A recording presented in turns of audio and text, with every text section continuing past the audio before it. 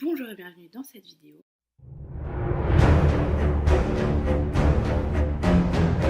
Aujourd'hui, je vais vous présenter mes lectures de juillet et d'août, puisque si vous avez vu ma dernière vidéo, vous savez que j'avais tourné un update lecture pour le mois de juillet que j'ai malencontreusement supprimé sans retour possible. Donc du coup, j'ai dû la retourner. Le soir même où j'ai fait ma précédente vidéo, j'ai retourné mon update de juillet. Je l'ai monté, je l'ai mis en ligne et après en la regardant, je me suis rendu compte que j'avais oublié plein de trucs au montage. Du coup, je l'ai retirée, j'ai commencé à la remonter et je me suis dit pourquoi forcer le destin. De toute façon, cette vidéo elle me plaisait pas tant que ça, donc j'ai carrément abandonné le projet. Et là, voilà, à l'heure où j'ai envie de vous parler de mes lectures d'août, je me suis dit je vais peut-être inclure quelques-unes de mes lectures de juillet également. Du coup, il va y avoir beaucoup de livres dans cette update. Du coup, je vais peut-être arrêter de dire du coup parce que c'est un petit peu chiant. Je vais passer très vite sur les livres. Si vous voulez plus de précision, n'hésitez pas à me demander soit en commentaire, soit sur mon adresse mail qui est réservée spécialement à cette chaîne et à mon Instagram. Voilà, si vous voulez plus de précision, il n'y a pas de souci, je vous les donnerai avec plaisir. Je commence tout de suite par vous parler de deux policiers. Donc le premier, il s'agit de L'Appât de Daniel Cole, si je dis pas de bêtises. De toute façon, vous avez les couvertures ici à chaque fois. En fait, c'est la suite de Ragdoll qui a fait pas mal de bruit. Donc c'est la suite, du moins c'est une saga, on retrouve les mêmes personnages, etc. J'ai beaucoup aimé cette saga. Ouais, j'ai vraiment envie de suivre tous les tomes les uns à la suite des autres parce que j'aime beaucoup les deux personnages principaux. Et ce que j'ai bien aimé, c'est que voilà, dans le tome 1, on a des événements qui se produisent par rapport au personnage principal et j'avais peur en fait que dans le tome 2 on nous fasse une espèce de Deus Ex Machina qui allait tout régler et voilà qu'on allait pouvoir retrouver un certain personnage du tome 1 et en fait pas du tout, les choses sont très réalistes, j'aime bien comment ça se goupille, j'ai hâte de lire la suite. Le deuxième policier dont je voulais vous parler, il s'agit de il court le furet de N.J. Ulrich, je pense, qui est la suite de Amstramgram. Voilà, donc là, de nouveau, Amstramgram c'est le tome 1, celui-là c'est le tome 2. De nouveau, j'ai bien envie de suivre les tomes dans l'ordre, même si le personnage principal de cette saga-là me plaît un petit peu moins que celui de la saga de Daniel Cole. Mais voilà, j'aime bien d'autres personnages et je préfère du moins pour l'instant les intrigues policières de cette saga-là. Donc vous voyez, c'est un petit peu... puisque là, dans le tome 2, c'est l'histoire d'une prostituée qui tue ses clients et qui leur arrache le cœur pour les envoyer à leur famille. Voilà, donc c'est sympa. Ensuite, on va passer à l'éléphant dans la pièce, enfin du moins l'éléphant dans la bibliothèque. La SFFF, donc là j'ai pas mal de livres à vous présenter. Je vais commencer par ceux qui m'ont un petit peu déçue. Tout d'abord, il y a Le Dieu Oiseau d'Aurélie Wellenstein, ouais, qui m'a un petit peu déçue. Donc en fait, on est sur une île où il y a plusieurs clans. Tous les 10 ans, les clans s'affrontent dans des sortes de jeux. Et le clan qui en sort vainqueur, le jour de la victoire, en fait, il y a un banquet. Il peut faire absolument tout ce qu'il veut, mais vraiment tout ce qu'il veut. À tous les membres des autres clans, etc. Donc voilà, hein, meurtre, viol, mutilation, etc. Tout y passe. Et nous aussi, le personnage de Faolan qui fait partie d'un clan qui n'a pas été vainqueur en fait au dernier jeu, sauf que lui, il lui arrive rien de si grave, en tout cas à lui, à part constater des choses graves qui arrivent à sa famille. Mais bon. Et en fait, il est pris en esclavage en quelque sorte par le fils du chef du clan vainqueur. Voilà. Et donc nous, on le retrouve 10 ans plus tard à l'approche des nouveaux jeux, voilà, qui vont décider le nouveau clan vainqueur, etc. Et du coup, on le suit dans cette préparation et après dans les jeux, etc. Donc le postulat de base est assez sympa, mais ouais, ce qui m'a manqué dans cette histoire, j'ai trouvé qu'elle n'était pas assez développée. Comme je disais dans la vidéo que j'avais tournée puis supprimée, je suis peut-être un petit peu psychorigide, mais je trouve que l'auteur a été pas très clair au niveau des règles du jeu. Voilà, parce qu'il y avait certaines choses qui étaient énoncées, puis après dans la réalité ça se passait pas vraiment comme ça, et on sait pas trop pourquoi. Du coup c'est un petit peu bizarre, et je trouve qu'à la fin il manque aussi une prise de position claire de la part de l'auteur qui... Je sais pas si c'est qu'elle n'a pas voulu prendre de position claire ou si c'est fait exprès, je sais pas, mais en tout cas non, il m'a manqué beaucoup de choses. Le deuxième livre qui m'a déçu, et là c'est une déception quand même un petit peu plus grosse puisque j'ai arrêté ma lecture, il s'agit de Porn Arena de Raphaël Emery. Voilà, j'ai adoré l'univers du livre. C'était vraiment glauque à soi, etc. C'est tout ce qui me plaisait, mais malheureusement, il n'y avait que ça et ça n'a pas suffi. Je sais que pour d'autres, ça a été un coup de cœur, mais pour moi, ça n'a pas été le cas. La façon dont était structuré le récit, non, ça l'a pas fait pour moi. Non, franchement, ça l'a vraiment pas fait. La succession de personnages, d'événements, je trouvais que c'était bizarre. Non, c'était pas pour moi. Je raconte quand même vite fait l'histoire. Si ça vous intéresse, en fait, on suit des personnes des sortes de docteurs un petit peu bizarres, voilà, qui enquêtent, qui recherchent des spécimens, voilà, typiquement des personnes siamoises, enfin voilà, toutes personnes qui ont des déformations un petit peu spectaculaires et étranges. Et du coup, euh, toutes ces personnes, en fait, qui aiment ce genre de choses, sont tous fascinés par Pornarina, qui est donc une prostituée à la tête de cheval euh, qui est un petit peu en fait une tueuse en série, puisqu'elle émascule des hommes avec les dents.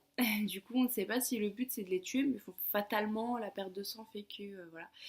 Et du coup, voilà, on les suit dans leur quête de Pornarina, etc. Et bon. Ensuite, on va rester dans la SFFF. Du coup, comme j'ai supprimé la vidéo, je sais plus ce dont je vous ai parlé ou pas, mais je crois que je vous en ai pas parlé de celui-là. Les Légions de poussière de Brandon Sanderson. Donc ça, euh, c'est plutôt jeunesse. Voilà, c'est ça que je voulais dire. Mais franchement, c'est absolument génial. Enfin, il y a jeunesse et jeunesse. Là, c'est jeunesse, mais c'est Brandon Sanderson. Donc, voilà. On suit Joël qui est dans une école un petit peu spéciale dans laquelle on enseigne l'arithmétique. Donc, l'arithmétique, c'est l'art de dessiner des cercles, de créer des personnages ancrés sur le sol qui vont prendre vie et s'animer. Et du coup, en fait, on peut combattre grâce à cela. Sauf que, voilà, certains ont entre guillemets le don et d'autres ne l'ont pas. Joël, pour le coup, ne l'a pas, mais il est quand même passionné de arithmétique. Et à côté de ça, on a des disparitions sur le campus d'élèves arithméticiens justement. Et donc Joël va s'associer à un vieux professeur en arithmétique qu'il a un petit peu pris sous son aile pour essayer de savoir ce qui se passe clairement et qui fait disparaître ces personnes, est-ce qu'elles ont vraiment disparu, etc. Je l'ai lu pratiquement d'une traite, voilà, c'est génial, j'ai adoré, l'écriture est ultra fluide, en même temps, bon, je vais pas le redire, mais voilà. Euh, il était censé y avoir un 2, mais alors enfin, du moins c'était censé être un tome 1, mais pas trop de nouvelles du tome 2, donc je sais pas, en tout cas si le tome 2 sort, je vais me jeter dessus puisque j'ai adoré. Ensuite, j'ai lu Magie et Cristal, le tome 4 de la saga La Tour Sombre de Stephen King, mais ça je pense que j'en parlerai plus amplement peut-être dans un autre update saga ou je sais pas trop, puisque le sujet est long, voilà, donc c'est dur de passer vite fait sur cette lecture. Je sais en tout cas que pour les fans de cette saga, c'est soit le pire tome, soit le meilleur tome. Pour moi, c'est le meilleur tome jusqu'à présent. J'ai vraiment adoré ce retour en arrière sur le passé de Roland, ça m'a vraiment fort ému en plus. Donc voilà. On retourne un petit peu sur les déceptions, puisque je vous garde mon coup de cœur pour la fin. Très légère déception, il s'agit des Send Ahead, le tome 2 de la saga La Faucheuse de Neil Schusterman. J'ai été super emballée par le 1, j'ai bien aimé le 2, mais j'étais pas. Enfin, j'ai lu très vite aussi, mais ouais, il souffre un petit peu des défauts communs à tous les tomes 2 de saga, j'ai envie de dire. Donc j'ai hâte de voir ce que va donner le 3, j'espère que ça a bougé plus vite. Ensuite, j'ai lu The Man in High Castle, donc le maître du haut château de Philip K. Dick. Je vous mets donc la couverture de nouveau ici. Je l'ai lu dans l'optique de regarder la série qui est sur Amazon Prime. Comment dire? C'est le genre de livre en fait où vous reconnaissez le talent, mais c'est pas pour vous. Voilà. En fait, je reconnais le talent certain de l'auteur, je reconnais l'originalité de l'idée. L'écriture n'est pas du tout à contester, voilà, après c'est un style comme un autre, mais l'écriture est assez noble, enfin, voilà, c'est très bien écrit. Mais en fait, cette histoire-là, ce concept-là, j'avais pas envie qu'il me soit délivré comme ça. Du coup, voilà, moi j'étais peut-être pas la meilleure personne pour recevoir cette histoire sous ce format-là. Mais je peux tout à fait comprendre que ça a énormément plu à d'autres. En tout cas, j'ai quand même bien aimé le concept de base. Ça va forcément me pousser à regarder la série. J'espère que j'aimerais plus la série, qui à mon avis sera un petit peu plus romancé quoi que le livre qui sera moins technique, moins juste une description de faits, de conséquences, du contexte. Donc j'espère que je préférerai la série au livre. Et pour ceux qui ne connaissent pas ce livre, en fait il s'agit d'une réalité parallèle dans laquelle la Seconde Guerre mondiale s'est passée un petit peu à l'envers, c'est-à-dire que les vainqueurs ont été les Japonais et les Allemands. Bon, les Italiens aussi, mais on n'en parle pas autant dans le livre. Enfin, je suis contente, la vidéo va pas durer très longtemps. Et enfin, ma dernière, si je dis pas de bêtises, hein. Ouais, la dernière lecture que je voulais vous présenter que j'ai fait en juillet, voire fin juin, début juillet, je sais même plus. Mais voilà, justement, comme ça fait longtemps, si j'avais déchanté entre temps, bah voilà, je m'en serais rendu compte, mais j'ai pas du tout déchanté entre temps, je suis toujours aussi emballée à l'idée de cette lecture. Il s'agit de Phare 23 de Hugh Howey. D'ailleurs, rien que de l'avoir dans les mains, en fait, j'ai juste envie de le relire là tout de suite maintenant. Donc, aussi un personnage dont on ne connaît pas le nom, qui est un ancien, qui est un héros militaire en fait à la retraite, qui a demandé à être muté dans un vaisseau phare en fait dans l'espace, puisque tout ça se passe dans l'espace, hein. Comme vous pouvez le voir à la couverture, voilà, qui a demandé à être transféré dans un vaisseau phare, voilà, où il surveille la circulation des différentes navettes spatiales qui passent. Voilà, donc en fait au début c'est plutôt centré sur des réflexions intrinsèques sur voilà, l'existence, la solitude, plein de choses.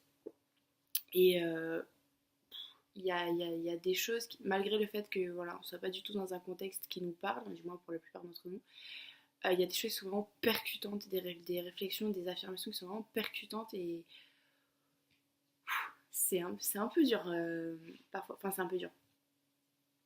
Si on se reconnaît voilà, dans sa vision de la solitude et tout, c'est vrai que c'est criant de vérité et ouais, c'est un peu perturbant. D'autant plus que comme on est dans un contexte dans lequel on ne peut pas s'intégrer, voilà, c'est. Bah, à part si vous êtes astronaute, hein, je ne sais pas, mais la plupart d'entre nous, bon voilà, on n'est pas amené à se retrouver dans ce contexte, bah, je trouve que du coup on s'identifie, d'autant plus que si c'était un contexte voilà, dans lequel on aurait pu éventuellement se retrouver, bah, c'est un peu compliqué. Mais là, je trouve que ouais, on s'identifie d'autant plus. Et ensuite, passer les réflexions un petit peu sur. Enfin, c'est pas des réflexions, je veux dire, c'est quand même de la fiction, hein, mais c'est juste qu'on est dans un monologue intérieur du personnage en même temps qu'on suit ses actions quotidiennes au sein de la station spatiale. Ouh, c'est compliqué à dire ça. Et ensuite, du coup, arrive bah, le vrai récit, entre guillemets, où on a bah, voilà, différents événements qui se produisent, qui s'enchaînent, qui ont des conséquences les uns sur les autres. On retrouve beaucoup de personnages différents. D'ailleurs, la galerie de personnages est vraiment étonnante, impressionnante. Je les ai tous aimés sauf une. Et voilà, j'ai adoré Rocky. Je peux pas trop vous en dire, mais franchement, c'était les passages avec Rocky sont vraiment super drôles. Voilà. D'ailleurs, dans ce livre, on passe vraiment par toutes les émotions. Comme je vous ai dit au début, c'est vraiment émouvant. Et ensuite, voilà, il y a des passages où franchement, on se bidonne. Super drôle. Et en fait, j'ai vu que sur certaines critiques, certaines personnes ne comprenaient pas en fait cet assemblage entre d'un côté les réflexions, etc. qu'on a au début, puis ensuite vraiment le récit avec les événements, etc. Mais pour moi, tout est très fluide et tout se lie en fait pour délivrer le message qu'on retrouve tout à la fin. Et c'est parfaitement clair, ça coule de source, c'est parfaitement cohérent pour moi. Donc, ouais, je m'attendais pas à avoir un tel coup de cœur pour ce livre. En plus, c'est la plupart, enfin vous savez, souvent la plupart des livres, bon bah voilà, c'est des livres dont on a entendu parler, on a vu qu'un tel le lisait, du coup ça nous tentait, etc. Mais celui-là pas du tout, je l'ai acheté au hasard, je l'ai trouvé comme ça en librairie. Je connaissais juste l'auteur de nom, mais j'ai jamais rien lu de lui et franchement j'ai eu un énorme coup de cœur. Du coup, j'ai acheté le tome 1 de sa saga Silo, donc moi j'ai acheté en VO, donc c'est Wool. Il est dans ma chambre, mais de toute façon, vous le verrez sûrement très prochainement dans un update lecture, puisque j'ai l'intention de ne pas trop tarder à le lire. En tout cas, si vous n'êtes pas rebuté par le thème de l'espace, etc., je vous conseille vivement ce livre qui est absolument génial. En plus, il se lit très vite, il est super court, il fait 220 pages. Voilà, que demande le peuple? Voilà donc qui conclut cette vidéo, je suis très contente puisqu'elle n'est pas très longue, j'ai pu vous parler de beaucoup de livres. Comme je vous ai dit en début de vidéo, s'il y a certains livres sur lesquels vous voulez avoir des précisions, voilà, n'hésitez pas à me contacter, je vous les donnerai avec plaisir, il n'y a aucun souci. Voilà, je vous mets mes liens, mon Instagram, mon Goodreads, etc. en barre d'infos. Et je vous dis à bientôt.